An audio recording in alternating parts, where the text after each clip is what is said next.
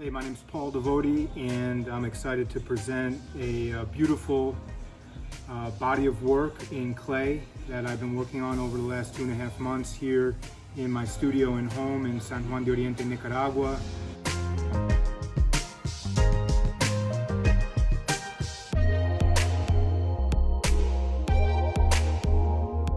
All of the pieces start in the same base. The clay, the thrown clay, to the polish, the resurface, and now the slip, the 6 to 8 layers of this milky clay. The story goes back over 2.5 decades when I came to this little village, San Juan de Oriente, as a Peace Corps volunteer, and really got into exploring the cultural history of the village and in terms of the clay being dug out of the ground, and therefore the cultural history around the clay. Vámonos, vámonos. Vamos la carreta. Yo llevo esta carreta hasta ahí. Regresamos después. Okay, so we've got the kiln all set up here. After all the work preparing, painting, polishing, etching, here's the moment of truth in the kiln. We're going to do about a 12 to 16-hour firing for smoke, bringing it up to temperature. Then we're going to put high flame, and it's going to approach just about 1,000 degrees.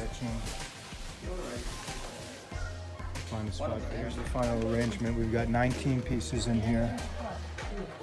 You see the big boys in the back, and then this kind of dance of different heights to get these pieces in here with the right space.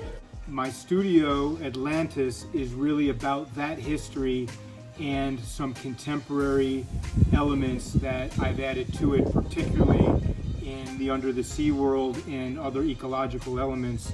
So here in the Atlantis studio, we talk about clay as a canvas, and that's because as we're preparing the surface with both burnish slip and then color, and I wanted to be able to share a piece here that has incredible burnish colors. There's an inspiration in turquoise and blue for a body or a group of exhibitions that I'm going to be doing around Naples and southern Florida, particularly the Gulf Coast area. So the turtles, the colors, and the motions are something that has been a great inspiration. So the magic with the acrylic is that anywhere there is carving to clay or etching to slip, it is still a porous surface, even now that it's fired. So we can actually draw a contemporary color, and you can paint it into the sgraffito linear work, or you can just create kind of a little texture there.